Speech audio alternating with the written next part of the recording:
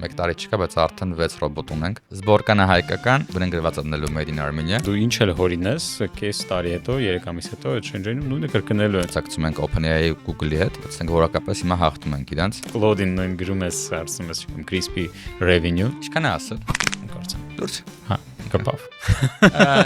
Արագա փոխում։ Lovable, Replit, Cursor գմփցնում են ուղակի։ Դու սկսել ես աշխատել իրանցից շուտ։ Ուժով են մարքեթինգից, մենք չէ։ Եթե մեզ լսում են ձեռներս ներկա մարդիկ, ովքեր ուզում են ստարտափ սկսեն, միանշանակ խորհուրդ են կնի, որ գրեթե ոչ մի կորելացիա չկա կրթության ու success-ի հետ, հաջողության հետ։ եթե դու Հայաստանում ես ու ուզում ես ստեղծես միջազգային ընկերություն, հենց սկզբից պետքա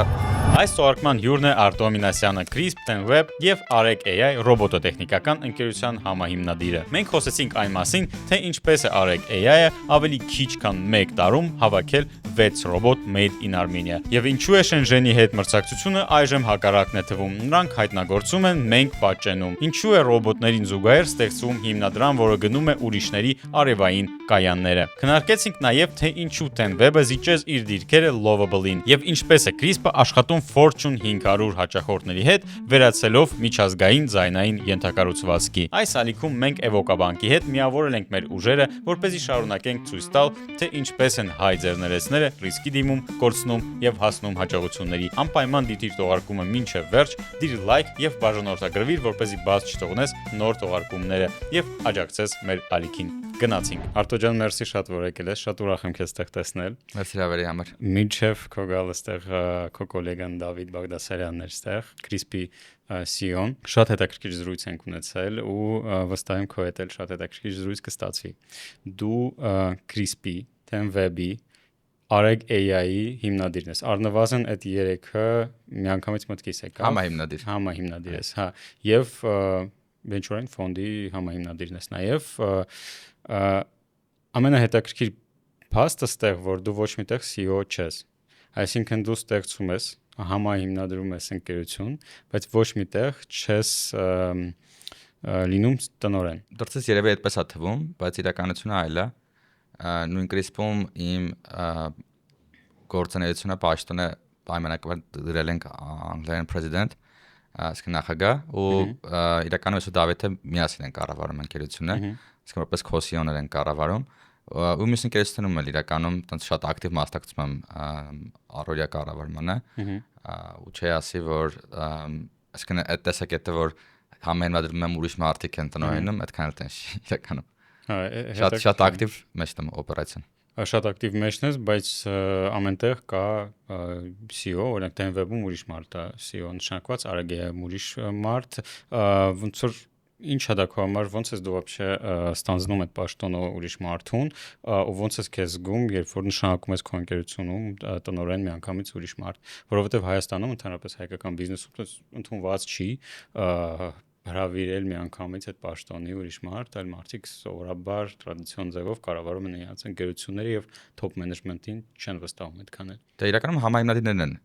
CEO, այսինքն այս չէ որ դրսից հրավիրված մարդիկ են, բայց նաև կարող եմ ասել որ շատ բարդ գործ է CEO-ի գործը, ընդհանրապես ստարտափը մարդիկ այս վերջի տարիներին ավելի ռոմանտիկ են պատկերացնում, բայց երևի ամենաբարդ գործերից մեկն է աշխարհում մեծ ընկերություն ղեկավարելը, հատկապես այնպեսի ընկերություն, որ այդքան արագ է զարգանում, ու եթե մեկը կա որ ուզում է պարտավորությունը կիսի կամ ստանձնի, ես մեն ուրախ եմ։ Ես խորհեմ այդ հարցերը տալիս, որովհետև ես տեսնում եմ քո, ասենց ասեմ, ռեզյումեում, որ դու միջինում ամեն 2.5-3 տարին մեկ հիմնադրում ես նոր պրոյեկտ։ Ոնց որ կամ անցնում ես ինչ-որ մի պրոյեկտից մյուս պրոյեկտ, ու ես ուզում եմ հասկանամ դու քո այդպես արխետիպը որպես գործարար, դու serial entrepreneur ես, թե դու ուղղակի հոգնում ես այն մի պրոյեկտից կամ դու նոր հնարավորություն ես փնտրում, տրենդին փորձում ես ինչ-որ շուկայի տրենդը ուզում ես բռնես, այ ուզում եմ հասկանամ դու որ տեսակն ես entrepreneur-ի։ Մի հատ վերջերս լավ ձևակերպում եմ գտել, որ մարդիկ հարցնում են ամենամեծ սխալը որն է եղել կյանքում որ արել ես, վստահաբար մի քանի ընկերություն զուգահեռ անել է ու իրականում ավելի շատ թերություն է ու թուլություն է քան թե առավելություն ու եթե մեզ լսում են ձեռներս ներկա մարդիկ ովքեր ուզում են ստարտափ սկսեն միանշանակ խորհուրդ են կլինի որ միած սկսեն ինչի որովհետև երբ որ ընկերությունը իրապես հաջողվում է ու սկսում է մեծանալ ու զարգանալ այդ ընկերության ներսում այնքան պրոյեկտներ, պրոդուկտներ, հաճախորդներ, խնդիրներ են առաջանում, որ ոքի չես հասցնում այդ ամեն ինչը բարձր որակի անես, այլ որ մնաս մի քանի ոլորտների, ուղղակի պատմականորեն իմ ոնց որ պատմությունը հենց ստացվել, որ կյանքի փուլեր ա եղել, որ համընկել է ու այդ որոշումները կայացվել են, ու քանի որ պատասխանատվությունը ստանձնել եմ, շարունակում եմ դրանք անել, բայց կուզեի որ մի ընկերություն ունենար իրականում։ Բայց երբ ես հասկացել, որ ճիշտը մի ընկերություն ունենալն է։ Երբ որ շատ մեծ աճ սկսվեց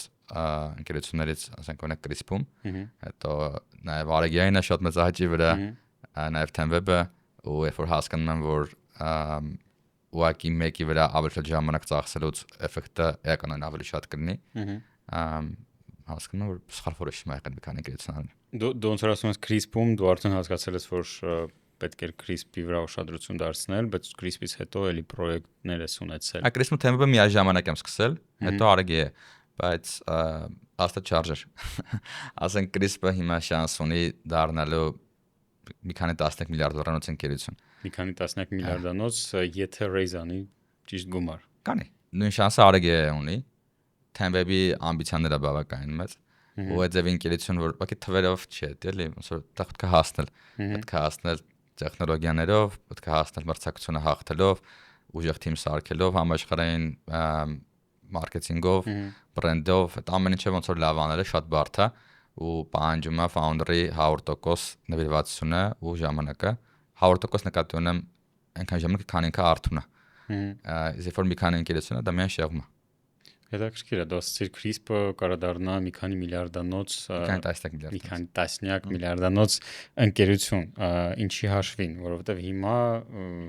ձեր capitalization-ը մոտ 250 միլիոնի կարգի չի։ Այդ գիտեմ ինչքան է, մենք պայմանական 6 տարի չենք ներգրավել active capital, բայց ընկերությունը շատ արագ է աճում։ Եթե ասենք 6 տարի առաջ ընդամենը մեկ տեխնոլոգիա ունեինք, հիմա ունենք երևի 9 ու 3 բիզնես ուղղություն ու վերջի 2 տարվա ընթացքում աշխարհի գրեթե բոլոր առաջատար տեխնոլոգիական ընկերությունները մեզ հաճախորդ են դարձել։ Fortune 500-ից երևի 100+ հաճախորդներ ունենք այս պահին։ Ու ասենք մի օրինակ ուղղակի վերջերս launch արեցինք մեր ձայնային թարգմանության voice translation-ի տեխնոլոգիան, որ 63 լեզվով է աշխատում։ Այդ կատեգորիայում մրցակցում ենք OpenAI-ի ու Google-ի հետ, բայց ասենք որակապես հիմա հաղթում ենք իրանց ու ասենք բար դեպքերում, երբ որ կան թվեր, հատուկ կանոններ, տերմիններ, մերը շատ ավելի լավ է աշխատում թարգմանությունները, քան թե իրանցը։ Հիմա այս տեխնոլոգիան բարձր չէ, որ ասենք 100 միլիոնների, միլիարդների շուկա ունի աշխարհում։ Որ ձայնային թարգմանությունը շատ մեծ ոլորտ է։ Բայց դա ճիշտ անել, հասցնել տեղ ու բերել որպես վաճառք, որպես շահույթ, մեծ գործ է։ Հիմա Crisp-ում այդ տեխնոլոգիաները ու պրոդուկտների քանակը շատ է ու դժվար է այդ ամեն ինչը լավ անել։ Դու ասում ես 9 տեխնոլոգիա ունեք, բայց նույն ձեր մրցակից Eleven Lab-ը ունի, չգիտեմ, մի քանի տասնյակ պրոդուկտ։ Այս լրիվ հիմա հավասար ենք։ Մի ասում ենք launch չեն կարել, որոշ ուղղություններով իրանք շատ առաջ են, ասենք text to speech, before text-ից ձայնը գեներացվում։ Որոշ ուղղությունները մենք ենք առաջ, օրինակ ձայնից ձայն թարգմանություն կամ акցենտի թարգմանություն կամ այդ աղմուկի հեռացումը մեր առաջի տեխնոլոգիան։ Այդ առումով առաջ ենք, որոշներով իրանք են առաջ, ու մեկ է վաճառքով են իրանք առաջ։ Բայց կհասնենք։ Համել բան, Razer-ով են իրանք առաջ։ Razer մարդիկ շատ լուրջ են ընդունում, ինքը ընդհանրապես հետևանք է, էլի, երբ որ դու ունես տեխնոլոգիա, պրոդուկտ, հետևաբար կարողանում ես մարքեթինգ անել ու բերել հաճախորդներ ու քո վաճառքները աճում է, Razer ավտոմատ լինում է։ Razer ընդհանրապես նշանակում է, որ կան ներդրողներ, որ հավատում են, որ այս ընկերությունը կմեծանա։ Սկզբում դա շատ ավելի դժվար է, երբ որ դու սաղմնային փուլում ես, որտեղ դա միայն թիմն է, ասենք founder-ները ու իդեն։ Բայց ասենք այս փուլում Crisp-ի, երբ որ ունենք արդեն 10,000-ավոր հաճախորդներ, այդտեղ այդ Razer խնդիր չի։ Խնդիրը այն է, որ ինչքան արագ ես կարողանում աճել, երբ որ կարողանաս այդ աճը ցույց տաս, ամենամեծ ինվեստորները կգան ներդրում կանեն։ Գիտես ոնց ինչպես ոնց որ երբ որ product manager-ը ասում է իմ product-ը ինքը իրան կծախի, բայց մենք համոզվել ենք արդեն որ այդպես չի աշխատում, product-ը ինքը իրան չի ծախի։ Ահագին տենց է աշխատում։ Երևի 70%-ը product-ն է, 30%-ը մարքեթինգը։ Ոնց որ նման է մեքենայի ու բենզինի պատմությանը։ Եթե ունես լավ մեքենա, բենզին կլցնես կգնա առաջ, մարքեթինգը բենզինն է։ Բայց եթե մեքենա ասենք շատ վատն է, ինչքան ուզես բենզիլեսու կամ ասենք մատառը չի աշխատում։ 70%-ը կոնկրետ տեխնոլոգիաների ոլորտում product-ն է։ Այսինքն եթե ունես հզոր product, հզոր տեխնոլոգիա ու հատկապես եթե առաջինն ես ինչ-որ ոլորտում, մարքեթինգը դա բազմապատկելու է լավ մարքեթինգը, բայց եթե չունես այդ տեխնոլոգիան, շանս չկա խոսքը։ Եթե հաճախ եք ճանապարհորդում, մի հարց ունեմ ձեզ։ Ինչն է ամենաշատը հոգնեցնում ուղևորության ժամանակ։ Հերթերը, անսպասելի ծախսերը, թե այն զգացողությունը, որ կարելի է ամեն ինչ շատ ավելի հեշտ կազմակերպել։ Հենց այդ մտքով էլ Evoca բանկի իմ գործընկերները ստեղծել են Evoca Travel Card-ը։ Պատկերացրեք, հասնում եք օդանավակայան, շրջանցում եք հերթերը fast track-ի շնորհիվ, հետո հանգիստ սպասում եք ձեր թռիչքին բիզնես սրահում։ Ուղևորության ընթացքում ունեք նաև 30,000 եվրո ծածկույթով անվճար ճանապարհորդական ապահովագրություն, անվճար roaming, 24/7-ի վրա կոնսիերժ ծառայություն եւ նույնիսկ 50% զեղչ պահատուփի համար։ Հետո գալիս է ամենահաճելի մասը։ Դուք պարզապես ճանապարհորդում եք, իսկ քարտը վերադարձնում է ծախսերի մի մասը։ Դուք կարող եք ստանալ մինչև 1.5% cashback արտասահմանում կատարած ձեր գնումների եւ ամրագրումների դիմաց, բայց Evoca Travel Card-ը չի սպասում ձեր հաջորդ ճամփորդությանը։ Այն ունի մի շարք կարողություններ նաեւ Հայաստանում։ Կարող եք կատարել վճարումներ ձեր քարտով ու օգտվել մինչև 25% զեղչից եւ cashback-ից Evoca Benefits-ի ավելի քան 100 գործընկերների մոտ։ Ճանապարհորդեք ավելի հարմար, ավելի շահավետ եւ ավելի խելացի Evoca Travel Card-ի հետ։ Մեկ էլ գիտես, երևում է, որ դու bootstrapping-ի սիրի արես ավելի շատ, ծրա աշխատել ինչ-որ հաճախորդներ ունենալ, real վաճառքներ, հետո նոր գնալ raise-ի ու քո բոլոր product-ների մեջ ոնց որ այդ լոգիկան երևում է։ Նույն Tenweb-ը, նույն REG-ը, եթե համեմատենք բանի հետ, դեր մրցակիցների հետ, ոլորտի, անգամ ուղիղ մրցակիցների հետ չէ, բայց ոլորտի ներկայացուցիչների ձեր raise-երը շատ են տարբերվում։ Այսինքն, Քիչ են կատունես։ շատ քիչ են, շատ քիչ են։ Ես Ունեք դες REG-ը ինչքան raise-ը։ 6 Հա 6 միլիոն։ Իսկ Citron. մրցակիցները, ես մրցակից ասելով, չգիտեմ, Raptor Maps-ը դու համարում ես մրցակից։ Չէ։ Իսկ Zateview Ուղղակի մրցակից չեմ համարում, դեռ ուրիշ բիզնես մոդելով են աշխատում ու մի product-ի ուղղությամբ են մրցակից, ասենք տենց եթե շերտավորված է շուկան բավականին կա։ Բայց մենք ամեն ինչն ենք անում, էլի։ Իսկ իրանք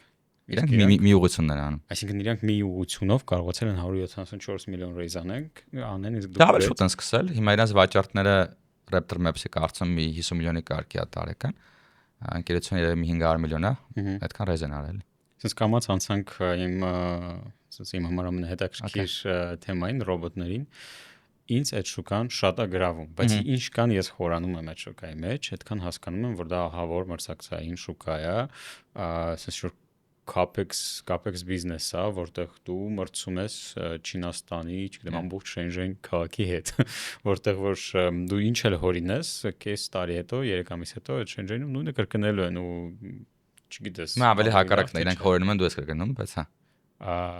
Իրանք են առաջ robotics-ով։ Իրանք հորինում են, դուք կրկնում եք, բայց արդյոք այդ մոդելը աշխատում է, իրանք միշտ կարող են էժանացնեն գինը։ Իհարկե աշխատում է, որովհետև նայես դու ինչ ես անում, այսինքն կոնկրետ REG-ի դեպքում մենք ունենք մի քանի լուրջ առավելություններ։ Առաջինը հասկանում ենք արևային կայանների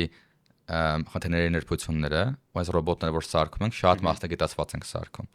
Ու ցանկացած փոքր էլեմենտ, որը որ կարող խանգարի արևային կայանի էֆեկտիվությանը, ռոբոտում ուղղակի տեղ չունի։ Ու հակառակը ինչ որ պետքա լավ արվի, մենք այդտեղ էականորեն ավելի լավ ենք անում։ Իսկ մասնագիտացումը առաջի առավելությունն է, vertical մասնագիտացումը, իսկ ուղղահայաց մասնագիտացումը։ Երկրորդը շուկան։ Չինաստանի համար շատ դժվար է Եվրոպայում ու Ամերիկայում առաջ գնալ ու ծախել։ Մշակույթի պատճառով, լեզվի պատճառով, տարիֆների պատճառով, նաև հիմա հակամարտությունը որ կա Ամերիկա Չինաստան այդ պատճառով, ուտեղ մեծ առավելություն կա, ասենք մի հատ կամպանիա կա գերմանական Agile Robots, շատ մեծ ընկերություն է, կարծեմ միլիարդներ են raise արել արդեն, ու humanoid են սարքում։ Ասենք իրանք մի co-founder-ը, մի համայնադիրը չինացի է, մյուսը գերմանացի ու ստացվել է, որովհետև Շենժենից հասկացել են տեխնոլոգիաները ու հասկացել են Գերմանիայի միշտ կիրառություն ունի ու կարողացել են արագ implement-ել ու ոնց որ եվրոպական շուկա տանել։ REG-ի պատմությունն էլ է դրա նահագին նման։ Մենք մեր York co-founder-ը Արմենը իդեմ 3 ամիս Շենժենում հասկացրեց, մինչև հասկացավ ինչ ենք սարքում, ոնց որ վենդերների հետ, որ մասն ենք անում ներսում մեր թիմով, որ մասն ենք պատրաստի առնում ու ասենք ընդամենը երբ նոյեմբերին սկսել ենք 1 տարի չկա, բայց արդեն 6 ռոբոտ ունենք։ 6 տարբեր ռոբոտ։ 6 տարբեր ֆունկցիա կատարող ռոբոտ, մեկը անում է ինսպեկցիա, այսինքն գնում է կամերայով թերմալ նկարում է, մյուսը անում է հոտի կտրելը, այդ vegetation management, երրորդը անում է այդ իմ ամենասիրածն է կոչվում է armbot, այն բանով ձերքա բոլդուգա ձգում torquing անում անգլերեն ասած։ Ու եւս մի քանիսը ունենք, ու բայց բոլորի պլատֆորման նույնն է, այսինքն իրենք ֆիզիկան ԱԱԳ-ին նման է, նույն արագությամբ են գնում, օտարապես նույն քաշի են, նույն ֆունկցիաները են, նույն մասերից են բաղկացած եւ այլն, բայց բարձր նույն անիվների վրա այն պլատֆորմը նույնն է։ Նաեւ software-ն ԱԱԳ-ին նման, որովհետեւ այդ autonomy-ը որ ավտոմատացումը կատարում են կարևային կայանում, նույն ձևն են շարժվում, քանի որ նույն տիպի device-ը ունի տեղն է շարժվում, այդ խնդիրն է նույնն է։ Մտա մնում է մենակ specific task-ը ինչ պետք է ինքը անի, որ ոնց որ մասնագիտական լուծես։ Թույն, դուք դիրքավորում եք ձեզ որպես Made in Armenia ռոբոտների ընկերություն։ Production-ը հաստատ ուրիշ ձև չունենք, քանի որ Հայաստանում է առնելու, Արեգազոտնում, բնեն գրված առնելու Made in Armenia, բայց designed in US, որը այդքան է ճիշտ չի ստեպքում, որտեղ հենց թիմի մեծ մասը Հայաստանն է, բայց իհարկե ամերիկյան կամպանիա է, էլի, ըստ էության։ Իսկ ինչ կլինի մեջը հայկական, բոլոր դետալները արտասահմանյան են, հա, ոնց հասկացա, մենակ զբորկան։ Զբորկանը հայկական եւ ամենակարևորը autonomy ծրագիրը, այսինքն որ ավտոմատ ինքը կառավարում է։ Ամբողջը ստեղա։ Նաեւ այդ բոլոր ճանաչման հնարավորությունները, ասենք օրինակ թերմալ կամերան նկարեց ու 20 տեսակի պրոբլեմ կարա լինի արևային կայանում, ասենք կարա փոշի լինի, ծտի կեղտ, ծտի ծերտ լինի, շուտով փչացած լինի, խոտի չափը հասկանա եւ այդ բոլորի ոնց որ ալգորիթմները որպեսզի հասկանա թերմալ նկարներից եւ օպտիկալ նկարներից, այդ ամենը անում ենք on device, այսինքն ռոբոտի վրա եղած GPU-ի վրա։ Դա Հայաստանում ենք սարքում։ Իրականում շատ հետաքրքիր թեմա է, ես փորձում եի իմ համար զուտ որպես այդպես խաղալիք առնեի այդ անիվներով ռոբոտ, գիտես Amazon-ում վաճառում են Nvidia-ի ռոբոտներ սովորելու վրա, հետո մտածել ռոբոտներին տեսա, որ շատ նման է ու մեխանիզմը ինձ թվում է նույնը չի, բայց նման է երևի, так что ինձ թվում ամեն մեկը կարա պատվիրի ու սովորի ու ինչ-որ այդեաներ ունենա։ Այդ կրթական ուղղությամբ չէ, բայց ուրիշ ոլորտներ, ասենք արդեն բոլոր robotics մեծ կամպանիաները եկնեն ասում են, «Կեք տանենք էսի քամու ոլորտ, քամու կայաններ, նավթային, ռազմական ոլորտ», այսինքն նմանատիպ ինդուստրիալ իրավիճակներում այս ռոբոտները շատ պետք է կանեն։ Ու մի բան մոռացա ասեմ, գինը։ Շատ էժան է գինը։ Ու դա մեծ առավելություն է, որովհետև ի վերջո ինչ ենք այս ամենը սարքում, որ երբ որ քաղաքից հեռու գտնվող մեծ արևային կայան է, այնտեղ գրեթե անհնարամարտ գործի ընդունելը, պետք է շատ բարձր վճարես, կարողանա ռոբոտը այդ գործը անի։ Այդ շատ լավ թեմա է, ուղղակի գիտես ինչն է անհասկանալի, всё же CAPEX բիզնեսը դժվար ֆիզիկական ինչ-որ բիզնես է, CRISP-ից հետո, TenWeb-ից հետո տարբերությունը ինձ թվում է շատ լուրջ է։ Ну, մենակ software-ի մասն է նման, մնացածը ոնց որ ֆիզիկական ինչ-որ product է ստեղծում։ Կարամ կոմենտ անեմ։ Հա, ուրեմն software business-ի խնդիրը այն է, որ դարել է շատ հեշտ software սարքել է։ Նույն ինչ-որ սայթերից ցույց տալի, որ cloud-ով սարքել էր, հիմա բոլորը software-ն սարքում։ Ու այդտեղ առանձնանալը շատ դժվար է։ Ասենք TenWeb-ի ոլորտում կա առնվազն մի 200 կամպանիա, որ ես գիտեմ, որ ասում են, որ ենք AI website builder-ն։ Հիմա ասենք որն է լավ անում, որը վատ, հաճախորդին չի իմանա։ Գովազդը տեսնում է Instagram-ում կամ TikTok-ում, պետք է որոշում կայացնի, չէ։ Ու դարել է software business-ը distribution-ի, այսինքն վաճառքի խաղալի, որ ասում է 70-30, տեղերը փոխվել է։ 30-ը դարել է product-ը, 70-ը դարել է վաճառքը, որովհետև հեշտ է product սարքելը։ Հիմա իստմա եկել է physical AI ժամանակը, այսինքն ռոբոտների ժամանակը, ու այդ առումով Արեգեյը շատ լավ position-ում է գտնվում։ Մի քանի առումով է շատ հետաքրքիր։ Նախ որ կոնկրետ ոլորտի համար է խնդիր լուծում։ Իմ co-founder-ները մինչև Արեգեյը 100-ավոր մեգավատների կայաններ են սարքել։ Այսինքն ու տնօրենել։ Շատ մանրամասն գիտենք ինչ ենք սարքում, ինչի համար, հենց առաջի օրվանից։ Երկրորդը գինն է, քանի որ ամբողջը vertical integration ենք անում, մի կամպանիա սարքում, ինքնարժեքը 1 մեգավատը սպասարկելու համար, մեր մոտ մի քանի անգամ ավելի էժան է, քան թե արևային կայանի տերը գնա առնի Raptor Maps ու մեր մյուս 20 մրցակիցներին, ու հետո դժվար է ինտեգրել այդ ամեն ինչի արդ։ Իսկ մեր մոտ քանի որ մի ընկերություն է, մի product է, ամեն ինչ ուղղակի աշխատում է։ Բայց ինչի հաշվին։ Ինչի հաշվին։ Ձեր մոտ է ժանը։ Ես չհասկացա։ Որտեվ ամեն ինչ մենք ենք սարքում։ Ամեն ինչ դուք եք սարքում դրա համար, դրանով։ Ասենք արի օրինակ բերեմ, թե Raptor Maps-ը անում է դրոներով ինսպեկցիա։ Ինքը դրոնը առնում է ինչ-որ X ընկերությունից, ասենք DJI-ից է առնում։ Հետո ինչ-որ միտեղից առնում է մի հատ ուրիշ բան, հետո մարքեթինգ է անում, այդ ամեն ինչը ունի նաև overhead, չէ՞, տնօրեններ եւ այլն։ Այդ ամեն ինչը գումարվում է, իր ինքնարժեքը 1 մեգավատի անելու պայմանական դա առնում է թիվը կարող է հորինեմ $500 ընդհանրենք։ Մերը այդ նույնը ասենք $100 է։ Բայց եթե մենք ունենք այդ ձևի 20 product, որ պետք է արևային կայանի սպասարկման համար, ու այդ ամեն ինչը գումարային 3 անգամ ավելի էժան է, քան թե դու գնաս որպես արևային կայանի տեր առնես, մենք այդտեղ մեծ առավելություն ենք ստանում։ Դուք ստեղծում եք ուրեմն ինչ որ Palantir այդ ոլորտում, որը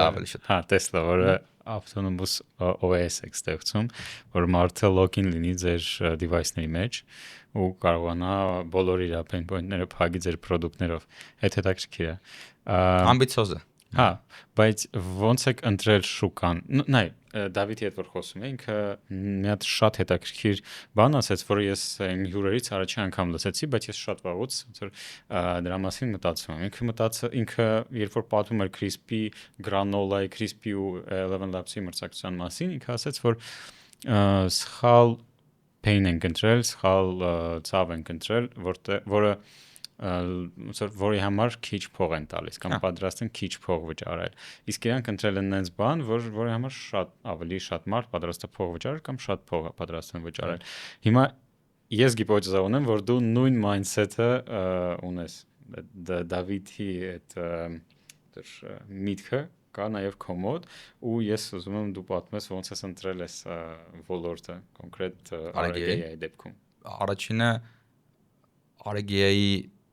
ոլորտը արևային կայաններն են։ Արևային կայանները էներգետիկայի ամենաարագ զարգացող ճյուղն է։ Մոտորապես 50 տարի հետև է, որ առաջի 1 տերավատ կայանները տեղադրվի աշխարհում ու 18 ամիս որ դառնա 2 տերավատ։ Հիմա տարեկան 500-ից 600 գիգավատ նոր ինստալացիա արվում։ Բայց որ առնում ես այդ արևային կայանը սարքում ես, դա համեմատաբար հեշտ է համեմատենք մոտոմակայանի հետ։ Բայց սպասարկելը շատ դժվար է, որովհետև 30 տարի պետք է սպասարկես, 30 տարի տևում է արևային կայանի կյանքը։ Ու այդ շուկան փաստացի սպասարկման ամեն տարի 20-30% աճ ունենում։ Իսկ ինքը շատ արագ աճող թեմա է։ Ու արևային կայանի տերը չունի այլ տարբերակ, քան սպասարկել։ Եթե չի սպասարկում, փող է կորցնում։ Իսկ դա փողի հետ կապը, ցավը շատ ակնհայտ է, ասենք պատկերացրու դու ունես արևային կայան Սաուդյան Արաբիայի անապատի մեջտեղում, ամեն օր փոշի է գալի նստում, ամեն օր չէ, արևին մոտիկա, բայց կամ լավ տեղում է, բայց դրա հետ մեկտեղ շատ փոշոտ է։ Հիմա եթե մաքրում ես այդ կայանը 3% էներգիա շատ է ալնում։ 3% revenue-ը շատ լինում, որը համարժեքա profit է, կարող է ասենք 10% լավանում։ Հետևաբար այդտեղ շատ ակնհայտ է ցավել, ոնց որ sense կոնկրետ ցավը այդ բիզնեսի տիրոջ համար։ Ու դե հարցն էր թե որտեղ ենք սկսում, այդ ունեք այդ իդեան, որ ռոբոտներից պետք է սկսենք թե AI-ից թե software-ից։ Մենք հեշտից սկսեցինք, software-ը սարքեցինք, հետո AI-ը սարքեցինք, հետո ռոբոտները։ Վաու, փայլուն։ Ես երբեք չէի մտածում այդ ուղղությամբ, ես մտածում եմ իհարկե դա բան արևային կայանները շատ արագ զարգացող, բայց խի հետ ոնց որ Crispy-ից հետո որ դու ինչ-որ լուրջ խնդիր ես լուծում IT-շնիկների համար, ովքեր որ անընդհատ քոլերի են կպնում, դու գնում ես ընտրում ես այս պայմանական լոքշ ոլորտ, որտեղ պրոստը կայաններն են, այդ արևային պանելներն են դրած, ոչ մի բան չի կատարվում, քեզ ուղղակի պետք է մաքրել ու մարդկանց հա էլի շատ հաճախ մարդիկ այդ նման ոլորտները անտեսում են ու չեն պատկերացնում որ ամենաշատ փողը այդ ոլորտներում է։ Դա ամենաշատը չի, բայց նաև մրցակցությունն է ատը դժվար։ Ոնց որ որպեսզի RGA կայաններ, պետք է ալներ մարդ, ով որ արևային կայաններ է սարքել ու տնօրինել, որ սա գիտելիք ունենար ու տեխնիկական լեվելի։ Պետք է ալներ մարդ, որ հասկանում էր արևային կայանների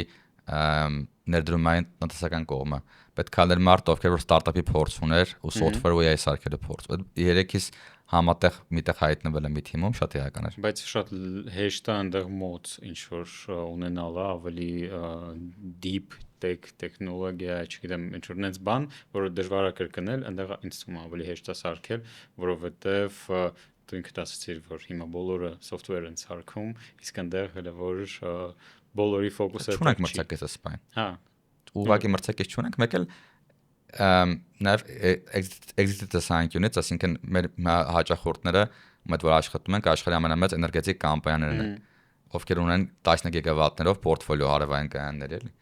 Իսկ օրինակ, եթե ես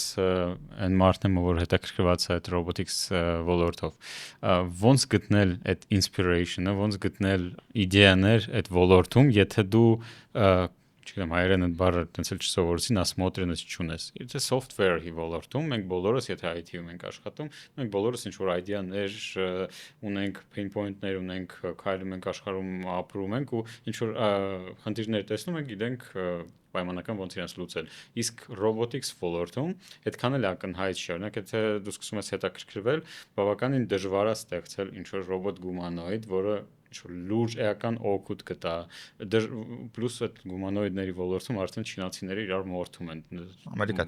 ամերիկացիները, չինացիները, եվրոպացիք փորձում են հասցնեն բոլորի հետևից։ Նույնը ցանկացած ուրիշ ռոբոտիկս տեխնոլոգիայում։ Նես չի մտնելու ես, այտենց հեշտ ստարտափ սարքես։ Նույնը software-ում, ասենք հիմա service title-ը աշխարհի ամենա boring ոլորտներից մեկն է ավտոմատացրել։ Home service-ների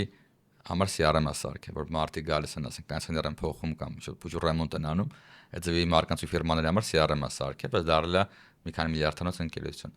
Ասենք, իմ խորհուրդը այն է ընդհանրապես, որ մի քիչ ավելի, եթե դու ասենք IT-ից ես, որտեղ չունես ոլորտային գիտելիք, ավելի բաց մտքով լինես, ավելի էքստրովերտ լինես, ուրիշ ոլորտներից շատ չփես, ու փորձես բացահայտել ու գտնել համահիմնադիրներ, ովքեր որ ցավերը տեսել են ու կարան պատմեն, բայց դուցումները չունեն։ Ասենք կտիկնիչում ջերմոցները, այդ Հայաստանի վրա օրինակ բերենք հանքարդյունաբերությունը, ճանապարհաշինությունը եւ այլն, ամենտեղ դիքը խնդիր կա։ Ու եթե գտնես մարդ, որ այդ ոլորտում աշխատել է ու ունի այդ փորձը գիտելիքը ու պրոբլեմները գիտի, հաստատ կարա լավ բան ստացվի։ Գիտես, այնտեղ նաև ստոպերը բավականին լուրջ է, որովհետև ֆիզիկական աշխարհի համար, երբ որ դու բիզնես ես ստեղծում, ֆիզիկական աշխարհի սխալ ասացի, պրոստը ինչ որ բիզնես, որտեղ շոշափելի product ես ստեղծում, դու պետք է գնաս կոնկրետ ինչ որ, չգիտեմ, հանքի համար ես բիզնես ստեղծում, գնաս ինչ որ եսի հասնես այդ հանք, այնտեղ փորձես, ուսումնասիրես, մարդկանց հետ խոսաս, բոլորի համար չի դա։ Ոնց որ մարդկանց շատ հաճախ ավելի կոմֆորտ է մի Zoom-ով call անել, Ինչ է տակիրա, ընդհանրապես 50 տարի առաջ լրիվ հակառակն էր։ Հա, Այդ Zoom-ը չկար ու այդ on-line call-երը չկար ու մարդիկ հիմնականում գնում էին իրենց ձեռով ու աչքով մտնում են գործի մեջ ու դա ավելի բնական ու մարդկային էլի։ Լավ խնդիրները, դժվար խնդիրները իրական աշխարհում են բարձրալի։ Հա, պարզ է իրական աշխարհում, բայց հիմա ոնց որ արդեն laziness այնքան մեր մեջ մտածա, որ մենք չենք ուզում տեղից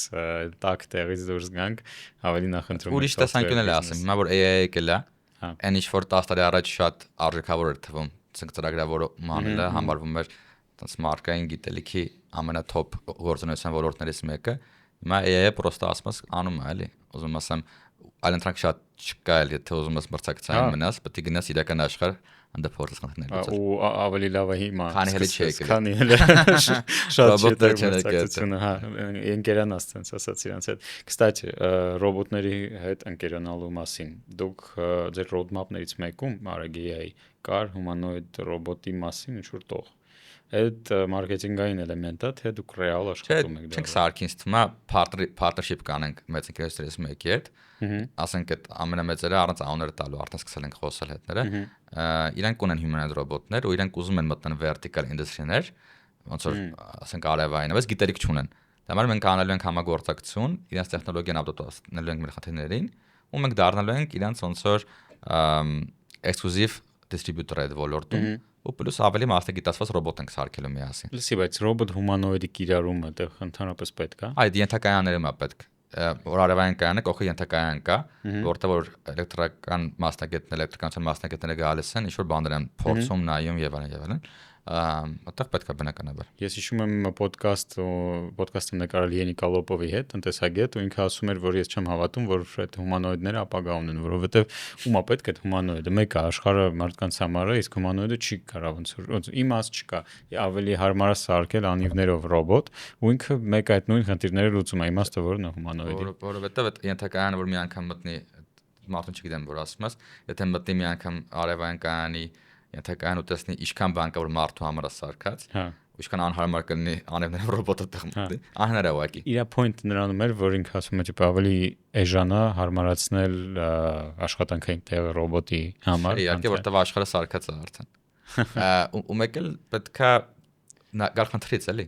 Այսինքն դու ինչ խնդիր ես ուզում լուծես, պետք է նայես ամենալավ լուծումը որն է։ Այդտեղ շուտ տեխնոլոգիայի ոնց որ այդ ու քիչ անիմաց պնդում է, էլի։ Պետք է նայես ինչ խնդիր ես ուզում լուծես, ու փորձես լուծումը տալ եղած տեխնոլոգիաներով, ու միշտ տենց արեմ արկությունը, ամենաօպտիմալ ճանապարհով է գնացը։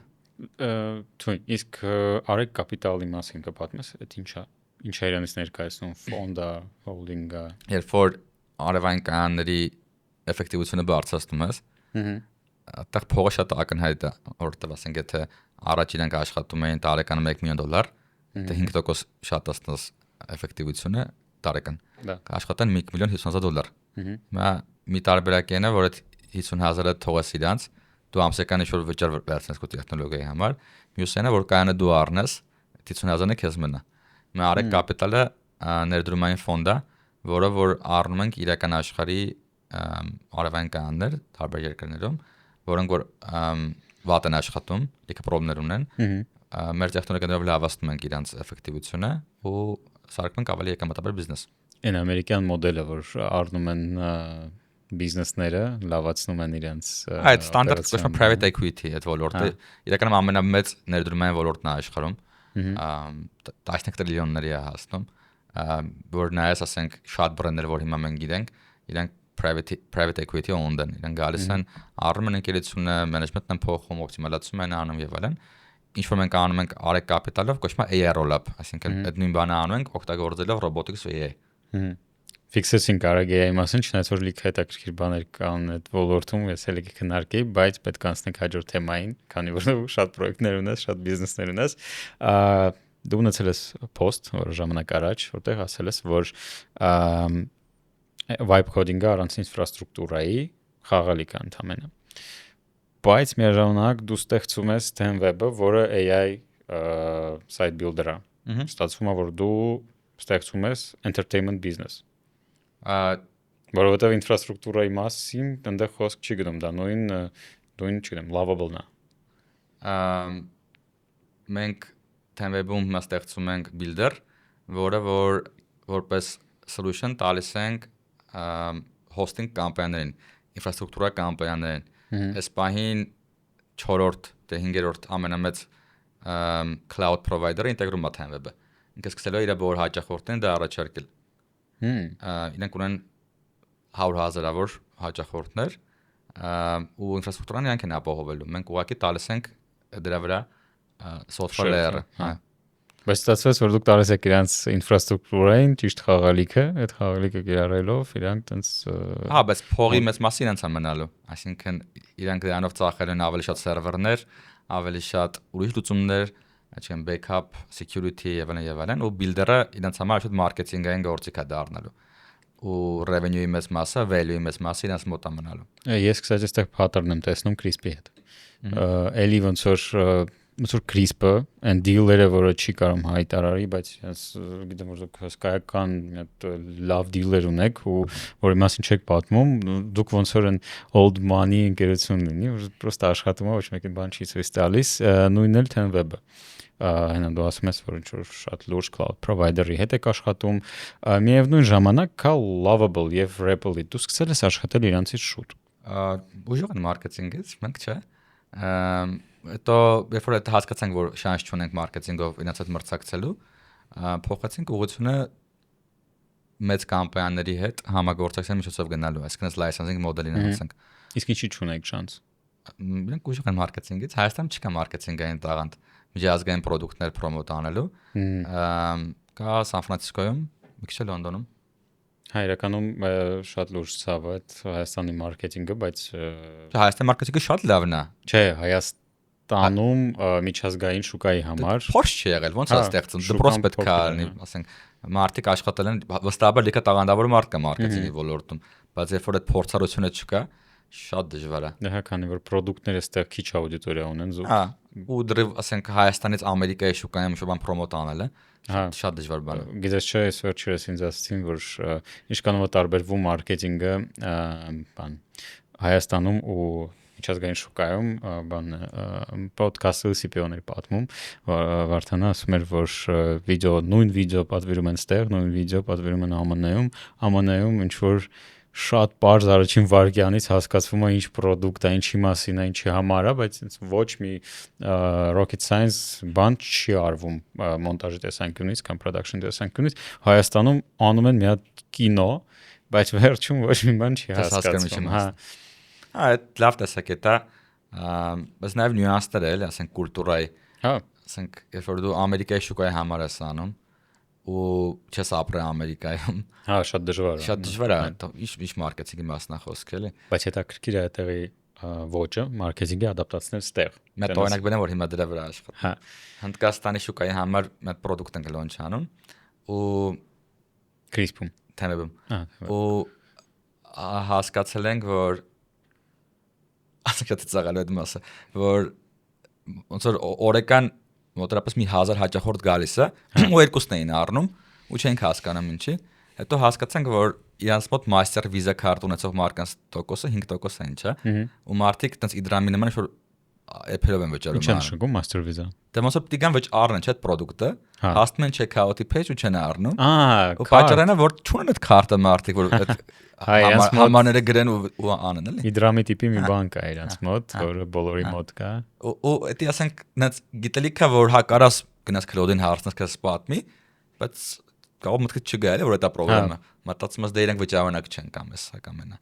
Կամ ասենք օրինակ հայտնի է, որ եթե սայթը սարքում ու սայթում քո գովազդում հնդիկի դեմք է, այլ ոչ թե արտասահմանցու, կարա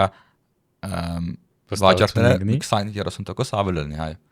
Եթե արտասահմանցու դեմք, եթե հնդիկի դեմք է, 20% ավելի շատ է վաճառքները։ Հետաքրքիր է։ Ոչ Հնդկաստանի շուկան ահավորություն ու weird շուկա է։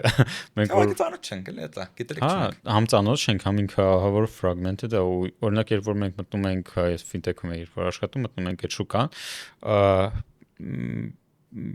վարկավորումով ենք զբաղված ու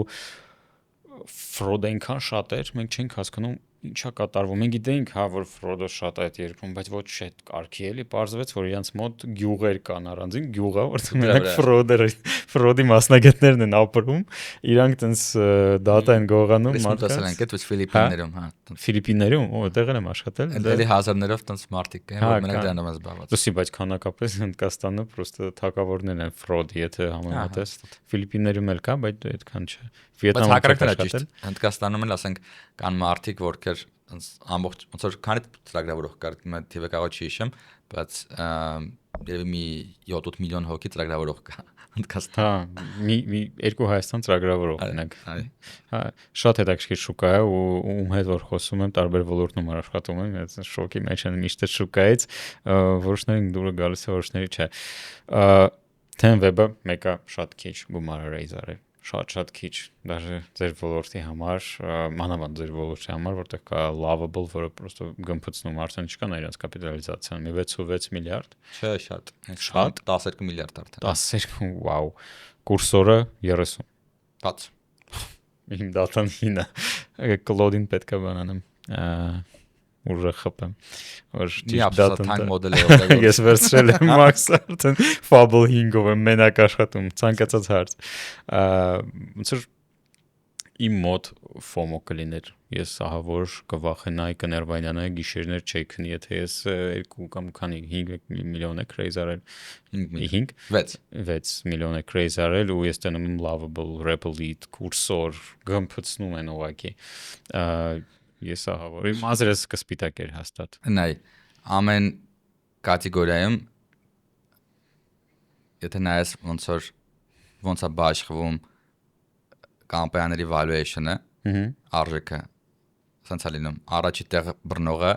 այդ կատեգորիայում տանում է valuation-ի կարող ասենք 50%-ը, երկրորդ, երրորդ, չորրորդ տեղը իրար տանում են հաջորդ 40%-ը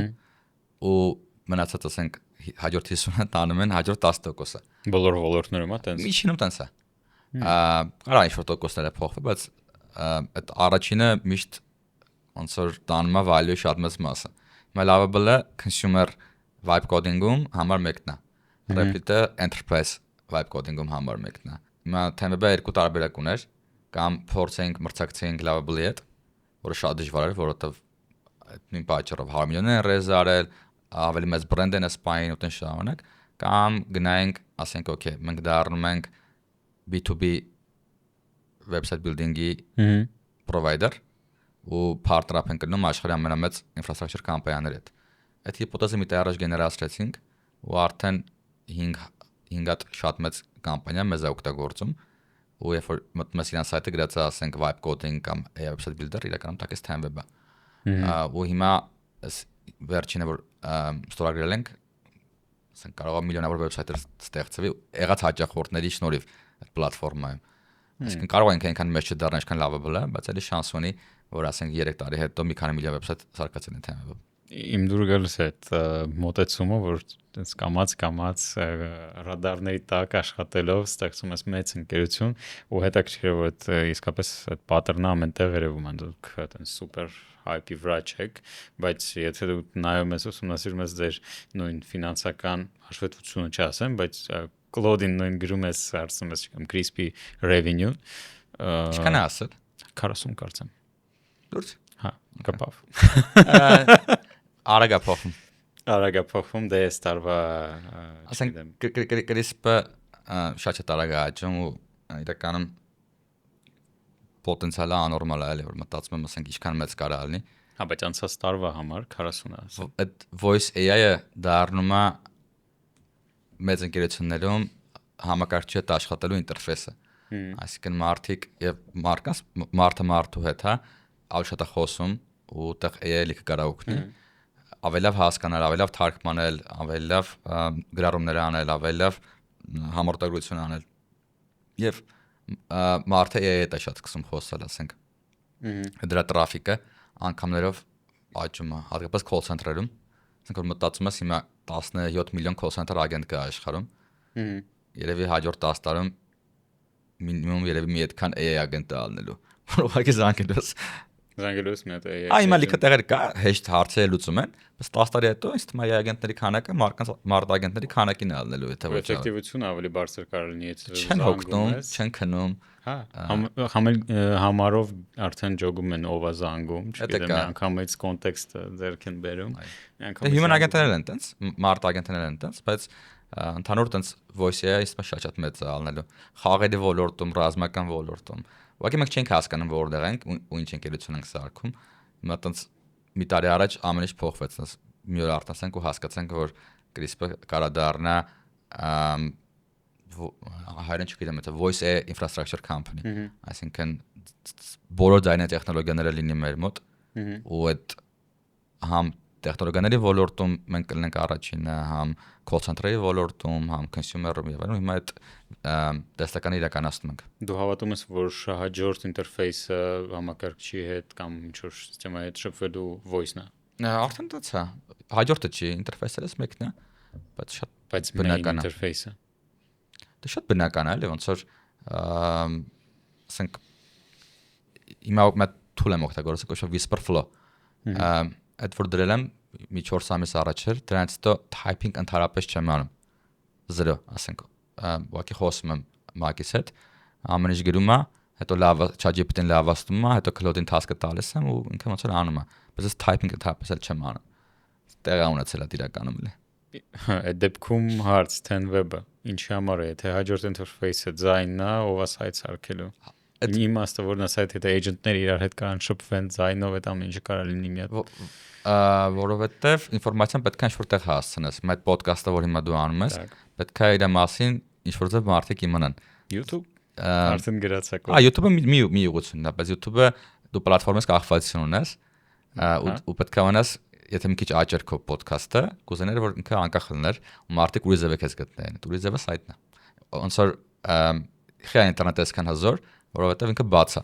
որովհետև ով ինչ սայթ ուզի կարա սարքի, ինչ ուզի կարա դնի, էլի։ Պրոստը ավելի դեպի հակառակ կողմ չի գնում տենդենսը, որ տիպը marketplace-ներն են, ամեն ինչի marketplace-ներն են ստեղծվում։ Որը թե ուշ քո success business, որ մի քիչ ուժեղանում է, ուզում է անկախություն ունենա։ marketplace-ում հեշտ է launch անել, ասենք, չգիտեմ, Shopify-ում կամ Amazon-ում, չէ՞, ասենք, եթե shop-ը սարքում, բայց shop-ը դու քոն ունենաս, այդտեղ քո գովազները անես, մարկը այդտեղ բերես, այդ տոկոսը չտաս marketplace-ին։ Ու սովորաբար տես ամեն բիզնես diversified է լինում, այսինքն տարբեր ուղղություններում փորձում է product-ները ներկայացնել։ Որ դու ասացիր type չեմ անում կամ ավելի շատ են մարդիկ սկսում են interact լինել այդ AI-ների հետ, անկեղծ եմ ասում, այսօր առավոտվանից ես ինձ մտքի վրա եմ բռնել, որ երևի 90% ինչ հեռախոս եմ ձեռնա կամ MacBook-ի դիմացն եմ 80-ից 90% ես AI-ների հետ եմ խոսում։ Այսինքն ես բացում եմ մի քանի վկլադկա, մի քանի տասնյակ վկլադկաներ ու ստեղ task եմ տալիս, ստեղ task եմ տալիս Gemini-ին, task եմ տալիս, չգիտեմ, ստեղ Cowork-ով եմ աշխատում ու սա ուղղակի մի քանի task միաժամանակ անելով ես էս ապրում եմ պրոստը մեկ-մեկ տաքսի եմ նստում ուղղակի տեղից տեղ եմ գնում Crisp-ում ուզում սարքել անցած տարի ու հետո հասկացանք որ շատ մեծ է ոնց որ product-ը ու եթե սարքենք պետք է երևի մի 100 հոգի սրա վրա աշխատի մի քանի տարի կտևի հետ ընկած ենք արդեն մրցակիցներից եւ այլն հետո որ Opus 4.7-ը դուս եկավ ու ծրագրավորումը ավտոմատացվեց ասենք okay կարանք 5 հոգով այս product-ը սարքենք, փետրվարին սկսեցինք սարքել, հիմա հուլիսն է, երևի 80%-ով արդեն հավասարվել ենք։ Opus 4.7-ին։ Չէ, այս product-ը Opus-ով սարքել ենք ու հավասարվել ենք այդ մրցակիցներին, որոնք 3 տարի սարքում էին 100 հոգանոց թիմերով։ Այդ Դավիթ ինչ որ product-ի մասին էր պատմում, որը դուք AI-ով եք սարքում։ Այս դրա մասին է, հա, երևի։ Իսկ ինչ product-ը։ Չեմ կարող ասել։ Ես ասի անցավ ժամանակը պետք է որ launch լիներ։ Արդեն launch ա եղել, արդեն մի քանի հաճախորդներ օգտագործում են։ Չեք ուզում ասեք, որ դա AI-ով է սարքած։ Թե չենք ուզում public հայտարարենք այս product-ի մասին, բայց երբ որ ժամանակը գա եւ տարվա վերջ ու արդեն ունենանք տասնյակ հաճախորդներ, որ օգտագործում են, վճարում են, նոր կհայտարարենք։ Դուրը գալիս է էկո համակարգը, որը դու ստեղծում ես, ոնց որ բոլոր պրոյեկտները իրար հետ կամ եթե ոչ փոխ կապակցված են, ապա խոսում են ինչ-որ ձև իրար հետ։ AI, robotics-ի մեջ կա AI գործոն, Crisp AI-ի մեջ կա ինչ-որ ինտերֆեյսներ ստեղծելու գործոն, թե web-ը, որը Crisp սայթը թե web-ը։ Ու տենց ամեն ինչը իրար հետ ինչ-որ ձև խաղում է, ու ես տեսնում եմ, որ ստե կա ինչ-որ ընդհանուր բնավորության գիծ, չէ, այլ տենց ինչ-որ ընդհանուր մի հատ mindset, ու հետաքրքիր է, այդ պրոյեկտների հետևում կա ինչ-որ մի մարդու փորձառություն շատ հետաքրքիր։ Ավելի շուտ այնա որ ինձ ուղղակի հետաքրքիր է բոլոր նոր տեխնոլոգիաները ու հիմա AI robotics-ը ամենա հզոր ուղղություններն են տեխնոլոգիական, այսինքն որ մտածում ես որ 3 բանն է որ աշխարհը լրիվ ուրիշ է սարքելու 30 տարի հետո, մեկը AI-ն է, երկրորդը ռոբոտներն են, երրորդը բիոտեխնոլոգիաներն են։ Երրորդը շատ տարբեր է, շատ կուզեի այդտեղ ոնց որ ժամանակ տախսել, բայց անհնար է ոնց որ դա մեր ներքուսի վրա են ֆոկուս եղած։ Չես հավատա, ես չգիտեմ իրականում կարող դու ես տենց պլանավորում քո կյանքը, իմ մոտ կյանքը տենց հորիզոններով պլանավորացած, տենց սկսած շաբաթից, ամսվանից, quarter-ից, տարին եւ այլն ցավ պլանավորացա, ես հստակ գիտեմ, օրինակ 5-10 տարի հետո ինչ եմ անելու, ոնց եմ, ինչ ձև եմ լինելու, ինչպիսին է լինելու իմ Wikipedia-ն կոպիտ ասած, ու այնտեղ հենց robotics-ի մասին է, ու ես վստահ եմ, որ տենց 35 թվականին Արմեն Գրիգորյանի կողքը կլինի ինչ որ robotics ընկերության հիմնադիր գրված է 28։ Okay։ Լավ է։ Շատ։ Հիմա որ սկսեմ, բայց քիչ հարցրեցի տարիքը։ Որտեվ դες միֆ կա, որ եթե սար տարիքում մեծ ընկերություն սարքելը լավ է, ու տենց ասենք Zuckerberg-ը 20 տարեկանում Facebook-ն է սարքել, Bill Gates-ը 21-ում Microsoft-ն է սարքել, շատ են օրինակները։ Իլոնը 19-ում է իր առաջի Zip2-ն է սարքել եւ բայց այնք բացառություն են էլի իրականում ավելի լավ է լավ ուժեղանաս լիքը գիտելիք փորձ կապեր հավաքես ես ավելի շատ ստեղ բանի կողմնակից եմ Alibaba-ի հիմնադրի որ ասում է ժողովուրդ մինչև 25-30 տարեկան աշխատեք միտեղ նայեք ոնց են աշխատում համակարգերը հետո ստեղծեք 30-ից հետո ես ստեղ վստահ եմ որովհետև տուպը փող ես ծախսում երբ որ բիզնես ես սկսում մինչև 30 տուպը քո փողով փորձ ես քեզ ապահովում մենա գնա կորպորացիայում աշխատավարձ ստացի սովորի կարևոր սովորես Так что ստեղ, հա, ես հաստատ նոր բախ կա ուղղակի, երբ որ կորպորացիայում գործը լավանում, հա։ Ես Մասը լավ դա ինձ պետք է ոնց որ հիմա էլ կյանքը լավ։ Պետք է միշտ ոնց որ կամ փոխես տեղդ, իսկ կամ ոլորտը փոխես, որ միշտ թարմ մնաս, միշտ զրոյանաս, բայց էլի խորհուրդ չէ, էլի դա ես եմ տենց անում։ Այս մա շատ ինդիվիդուալ է ամեն մարդու համար իրանն է։ Ու նաև ասենք դու կորպորացիայում էլ կարա ստարտափ անես։ Ասենք մեր մոտ մարդիկ ունենք, ովքեր որ կարելի ասել product-ի founder-ն են, ամեն ինչ իրանք են անում, Բայց share չունեն։ Ունեն։ Crisp-ում տենց։ Այո։ Հետաքրքիր է։ Ու որ մտածում ես եթե ասենք իրանք հավատում, չգիտեմ հարցնեմ։ Եթե հավատում են որ Crisp-ը կարա դառնա ասենք 20 միլիարդ, ապա իրանք ակցիաներով իրանք կարան 15 միլիոններ աշխատեն, որոշները 100։ Այդ դեպքում ոնց որ շատ տրամաբանական է մնալ այդ կորպորացիայում ու վիզնել որ դա հաջողվի այդ կորպորացիան, էլի։ Իսկ քո համար Crisp-ը հիմա ինչ է։ Դու հոգնածություն չես զգում այդ բիզնեսից։ Չէ, այսքան ոգևորված չեմ եղել Crisp-ով, քան թե հիմա Քանի տարի արդեն դուք դրան։ 9 տարի։ Բայց դա կարելի ասել առաջի 8 տարին մի ընկերությունն էր, վերջի մի տարին լրիվ այլ է։ Ոնց որ vision-ը 10 անգամ մեծացել է վերջի մի տարում։ Ու նաև հաջողություններն է ոնց որ իրականորեն մեծացել։ Ու հիմա տեսնում ենք, ես էլ Դավիթն էլ, թիմն էլ այն ճանապարհը, որ կարա Crisp-ը դառնա գիգանտ ընկերություն։ Դու հավատում ես, որ ամենամեծ ընկերությունը հայոց աշխարհի կդառնա Crisp-ը։ Ինչ առումով ամենամեծ։ Նո, եթե մենք Pixar-ը ասում ենք, որ առաջին unicorn-ն է, հետո ասում ենք Service Titan, որ հայկական Հայաստանյան չի։ Նո, լավ։ Արի համարենք մենք։ Չէ, ոնց որ իմ շատ հարգելի ընկերների ստեղծած ընկերությունն է, բարձա ոնց որ high founder-ները կան, բայց ինքը Ամերիկայում է ստեղծվել։ Հա, բայց ոնց որ հայերի կողմից ստեղծված ընկերություն։ Համարենք sense հայկական համարենք, դու հավատում ես, որ դուք կլինեք կապիտալիզացիայով ամենաթանկ հայկական ընկերությունը։ Մոտակա ժամանակներ։ Դա մրցակցություն չկա իմ մտքում, որ պետք է անենք, բայց կարծում եմ, որ շատ մեծ ալերո Crisp-ը, շատ մեծ։ Ես մերակ ուրախ կլինեմ, եթե տենց լինի, բայց դու չպատասխանեցիր, ոնց որ Crisp-ը քո համար այդ բոլոր պրոյեկտների մեջ ինչ է։ Instant Web, Areg AI, Areg Capital։ Ինչ առումով ինչա, ոնց որ ֆոկուսը հիմնական։ Ոնց ժամանակից երևի 90%-ը Crisp-ն է հիմա։ Վաու։ Ու դու հասցնում ես 10%-ը Bashastan Web-ի ու Areg AI-ում իմ դերը սկզբում էր շատ, կարելի ասել տենց ոնց որ թիմը հավաքել, AI algoritmները սարքել ու ոնց որ ճիշտ positioning-ը հասկանալ շուկայում եւ այլն։ Վերջի ասենք 6 ամիսը ապշետ իմ co-founder-ներին օգնում եմ խորհուրդներով, այսինքն active advisor-ի ռոլը Areg AI-ում ու իմ ռոլը ոնց որ AI ոնց որ բայլ ոնց որ լավագույններից մեկը շուկայում։ Իսկ շատ համապարփակ ռոլ է։ Թեմեում CEO կա, այդտեղ էլի ռազմավարական որոշումներն այն վրա, չկամ execution-ում։ Իսկ Crisp-ը տենց առավոտ ժամը 9-ից մինչև իրիգունը 9 Crisp-ն է։ Լսի, դու կարես Crisp-ը հիմա մենակով ստեղծել, որովհետև solo entrepreneurship-ը այնքան է զարգացել հիմա, պատկերացրու հիմա, հենց հիմա է ստեղծում Crisp, մրցակցությունը նույնն է, ինչ է 9 տարի առաջ։ Չէ։ Co-founder ունենալը, երբ որ ճիշտ մարդը սկթել, մեծ առավելություն է, մեծ օրհնություն է, որովհետև իրականում մեծ ընկերություն սարքելը շատ դժվար է։ Ու այդ պատասխանատվությունը եթե կարաս մեկ հետ կիսես, 100% արժի կիսել։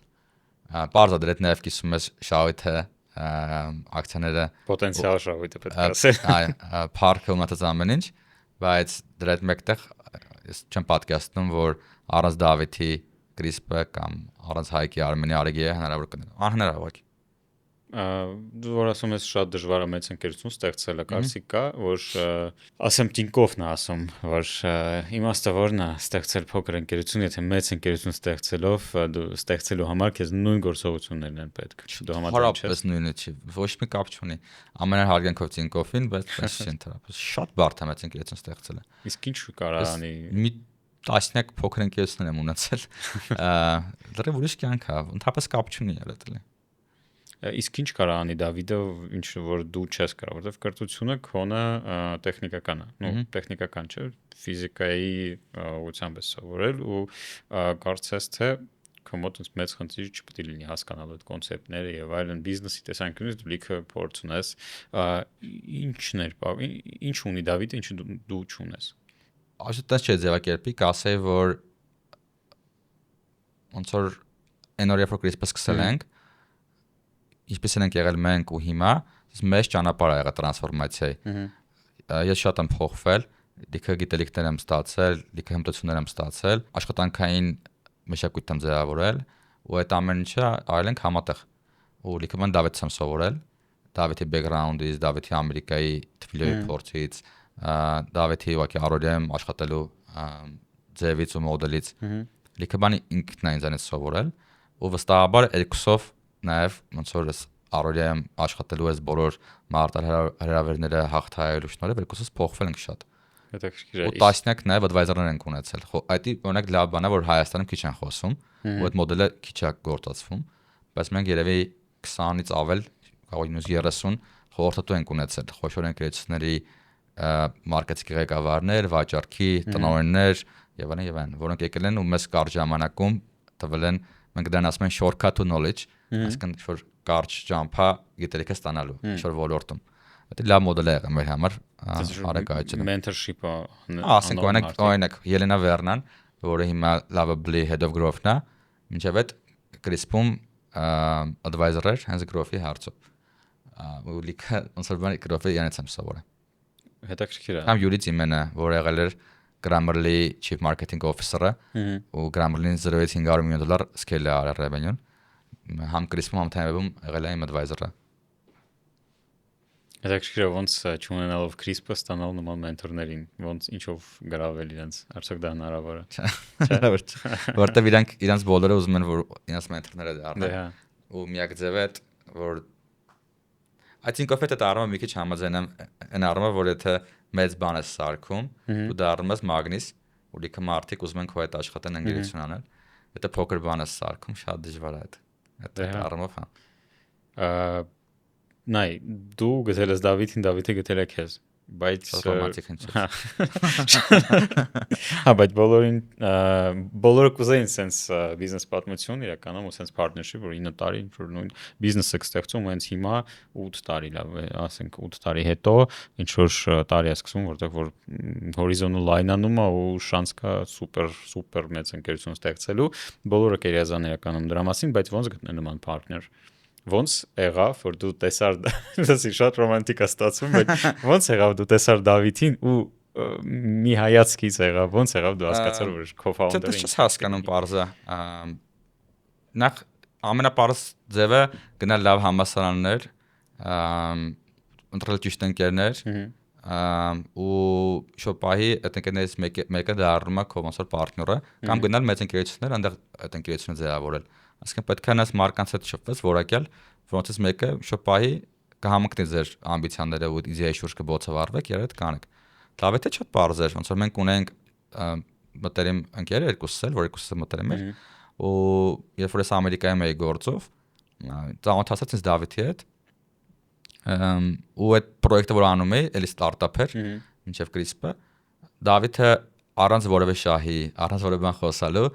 ասենք մի ամիս շարունակ գործից դուրս ինձ օգնում էր այդ պրոյեկտը առաջ տանելու ինվեստորների միտինգներ կազմակերպում խորհուրդներ տալի եւ այլն Պարզա երբ որ տենց մարդը անշահախնդիր է անում հարաբերությունների ֆորմատը փոխվում է հետո երբ որ արդեն տեխնոլոգիան կար էլի Դավիթը չէր միացել պաշտոնապես ոնց որ Crisp-ը չենք ստացել պաշտոնապես էլի նույն ձև ակտիվ ներգրաված էր ու ոնց որ այդ ֆիդբեքները տալիս էր անում էր բայց մեկը դժվար է ասել ասենք որ հիմա հետ եմ նայում ահագին շանս կար որ չստացվեր բախտի բան է էլի դե միշտ բախտի այդ ֆակտորը կա ոնց որ գնում ես Կարմիր 21-ի վրա դնում ես ու ինչ որ հավանականությամբ ստացվում է էլի հա դու օքեյ ստեղ ֆիքսեցինք հետաքրքիր է դու ասացիր որ լիքը բիզնեսներ ես ունեցել փորձեր ես ունեցել բայց քանի որ այդ բիզնեսները չկան արդեն նշանակում է որ դու ինչ որ լոգիկայով այդ բիզնեսներից հրաժարվում ես ու փակում ես որն է քո այդ kill strategy-ն ոնց ես որոշում որ այդ բիզնեսը էլ չպետք է շարունակես Think of նման բոլոր փոքր բաներից հավաքի հրաժարվել եմ հա ֆիքսվելուց մենակ Crisp-ի վրա ինչը ստացվել է էդպես չէ ուղղակի դե իրականում թեմերն ու արագային են մեծ ու կանան էլի շատ մեծ դառնան բայց եղել են շատ փոքր սկզբից չէ, պոտենցիալը շատ մեծ է եղել։ Արեգեյը երբ որ հիմնադրել ենք, առաջի ներդրումը եղել է $10 million valuation-ով, հաջորդ օրը հիմնադրում են։ Դրա համար ոնց որ փոքր չեն, հենց առաջի օրվանից ինքը շատ ավելի մեծ է, քան թե շատ դասական բիզնեսներ, որոնք ասենք չգիտեմ, միլիոնների շահույթ ունեն։ Ինչի, որովհետև պոտենցիալը աննորմալ մեծ է, ասենք Արեգեյը կարա դառնա մի քանի միլիարդանոց ընկերություն ու արագ։ Նույնը TMB, նույնը CRISP-ը, ու այդ ստարտափների մեջ ամենահավես մասը, որ մարդկանց այդքան ոգևորում է, որ արագությունը, ասենք 0-ից 1 միլիարդի կարա լինի հիմիկվան որ ընկերությունները նույնիսկ մի 2 տարի, առաջ ասենք մի 5 տարի էր տևում, որ 0-ից միլիարդ հասներ էլի valuation-ը։ Լսի շատ է խոսվում, որ Հայաստանում պատոլոգը շատ ցածր է բիզնես անելու համար, բայց կա երկու ճամբար։ Մարդիկ, որոնք ասում են, արդ շատ լավ շուկա է, մի հատ փորձեք ստեղ նոր գնացեք ԱՄՆ, մարդիկ էլ կան միանգամից ասում են գնացեք ԱՄՆ, այնտեղ արեք։ Հիմա դուք ստեղծել ես բոլոր քո ընկերությունները ստեղ։ Ինչպիսին է այդ քո փորձը ու քո ֆիդբեքը Հայաստանից միջազգային շուկայի համար բիզնես անելու։ Մենք Հայաստանից չենք անում CRISP-ը։ Այո, մենք առաջի օրվանից CRISP-ը որ սարքել ենք, երբեք չենք մտածել, չգիտեմ, Ամերիկան ծախելու մասն էս product-ը։ Չէ, բայց դուք Հայաստանում ընկերություն եք հիմնելու ստեղ է թիմը։ Հենց առաջի օրվանից գնացել ենք Ամերիկայում Skydeck ծրագիրը կար Berkeley-ում, 6 ամիս ընդեղ ենք անցկացրել։ Բոլոր ինվեստորները եղել են Ամերիկայից, խոշոր ինվեստորները կամ Անգլիայից, հաճախորդները տեղ են եղել, launch-ը տեղ է եղել, website-ը անգլերեն է եղել։ Հենց առաջի օրվանից նպատակը եղել միջազգային ընկերություն սարքելու։ Այդ հա, բայց Հայաստանից, այսինքն օֆիսը ստեղ է։ Ստվա Ստեղից մարքեթինգ։ Այդտեղ սահմանափակ, նայ, ոնց որ արի բաժան ենք երկու մաս էլի։ Եթե քո ամբիցիան միջազգային ընկերություն ստեղծելն է, Հայաստանը կխանգարի։ Հավելաբար դու ունես Սան Ֆրանցիսկոյում կամ Լոնդոնում։ Դա հաստատ այդպես է։ Բայց եթե դու Հայաստանում ես ու ուզում ես ստեղծես միջազգային ընկերություն, ես շատ այդ ուղղությամբ հասկացա քո հարցը։ Հենց սկզբից պետք է այն շուկայի վրա աշխատես, որը որ քո թիրախային շուկան է։ Մարդիկ այդ սխալը շատ են անում։ Պրոդուկտը սարքում են Հայաստանում ու launch են անում Հայաստանում։ Ու ասում են հետո կրկնօրինակեմ, ասենք Ռուսաստանում կամ Ամերիկայում։ Այդ ժամանակ չի աշխատում։ Եթե դու հենց առաջ օրվանից ասում ես, ես իմ շուկան ընտրում եմ Ամերիկայի Նյու Ջերսի նահանգը, ու այդտեղ ես սկսում քո մարքեթինգը, պրոդուկտը ամեն ինչ այդտեղ ես այդ շուկայի համար ես անում, դա փոխում է խաղը։ Պրոստը գիտես ինչն է դժվար Հայաստանում գտնվելով աշխատել ԱՄՆ-ի շուկայի վրա, օրինակ այնպես բաներ կան այնտեղ ու ընդհանրապես ԱՄՆ-ի շուկան էլի նույն շերտավորված, սեգմենտավորված, սուպեր սեգմենտավորված շուկա է, որտեղ դաժե փոքր սեգմենտը կարա շատ մեծ գումար բերի ու շատ դժվար է այստեղից հասկանալ դա։ Вообще մեծ մասի մոտ 99.9%-ի մոտ вообще պատկերացումը չկա այդ կոնցեպտի ոնց աշխատում ամերիկյան շուկան։ Ու կարծես թե այնտեղ պետք է գնաս, ապրես։ Այդ առումով Դավիթի փորձը 10 տարի այնտեղ ապրելու շատ օգուտ է տվել։ Ու նաև հետո երբ որ ընկերությունը հիմնադրեցինք, այդ Berkeley Skydeck գնալը, ասենք ես մինչև այդ երբեք ոչ մի American Enterprise կամպանիայի չի աշխատել։ Գնացի Berkeley Skydeck ու հաջորդ 6 ամսում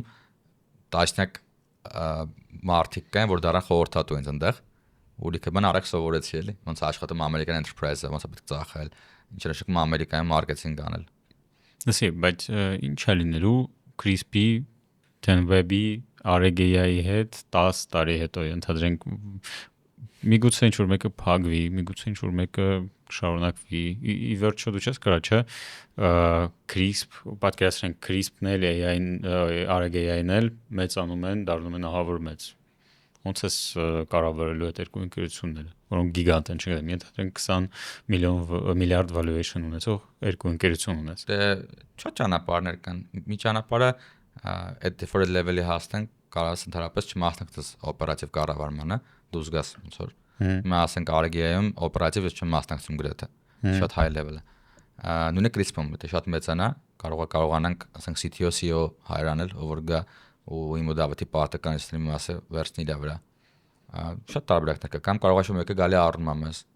ոչ թե IPO են կանում, այլ չեն Google-ը կամ Amazon-ը որոշում է CRISP-ը acquire անի։ Իմ մոտ sense ընկալում կար, որ դուք CRISP-ը շուտկի ուզում եք վաճառեք ինչ որ պահին։ Այդ կոչվում է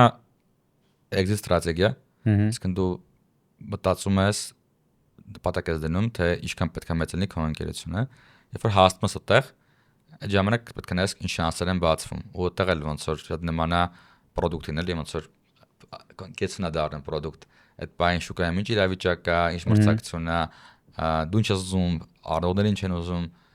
դες նպատակ չկա, անկեղծ ասած, CRISP-ը հենց IPO անելու կամ հենց ծախելու,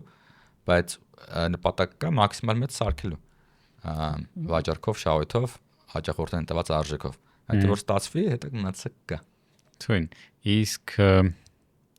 քո խորհուրդը բոլոր ընտրեպրենյորներին, ովքեր հիմա են սկսում, 2026-ին սկսում են իրենց ճանապարհը։ Մարդիկ մտածում են, որ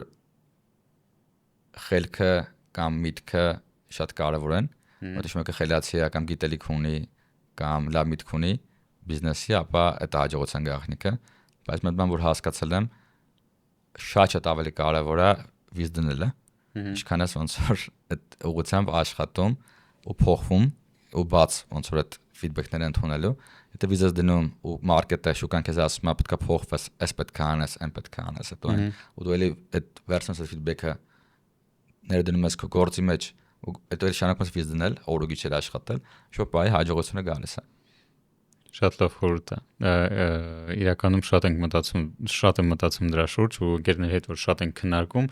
ասենց եզրակացության ենք եկել, որ ընդհանրապես շատ հաճախ շատ խելացի լինելը խանգարում է մարդկանց։ Ու ընդհանրապես գրեթե ոչ մի կորելացիա չկա կրթության, խելացիության հետ ու success-ի հետ, հաջողության հետ։ Կամ շատ հաճախ մարդիկ ասում են, որ Հայաստանում մանավանդ ոնց թե մարդը առանց կրթության, առանց ինչքան խելացի չի ընդհանրապես, բայց հաջողության է հասել կամ հակառակ ծայրահեղությունը, որ ֆիզմատի ուսանողը դառնում է հաջողակ։ Հիմա շատ օրինակներ կան, որ ռուսական օրինակ ֆիզմատ դպրոցը ավարտած մարդիկ դառնում են մի քանի միլիարդանոց ստարտափի հիմնադիր ու մարդիկ չեն հասկանում, որ դա իրականում նույն ճանապարհը, այսինքն համ ֆիզմատում, համ երբ որ դու խելք չունես, մի հատ ընդհանուր բնավորության գիծ կա, դու ուղղակի չես կանգ չես առնում ոչ մի խնդրի դիմաց, դու համ ֆիզիկայում, այնպես բանկավորության կացած խնդիրը ունի լուծում, համ այն մարդը որ չի գիտակցում, որ այդ խնդիրը չունի լուծում, փորձում է իրան ամեն ձև շրջանցի կամ լուծի, այսինքն ցույց խնդրի առջև չկայանելը, չհանձնվելը ամենակարևոր բաներից մեկն է, ոնց feature-ներից մեկն է, որը հիմա կա։ Ամենակարևորն է։ Հա։ Ստացած որ ես ավարտեցի ոդկասթը իմ խորհուրդով։ Մերսի շատ քեզ, շատ հետաքրքիր ստացվեց, շատ հավես էր։ Մերսի։ Շնորհակալություն։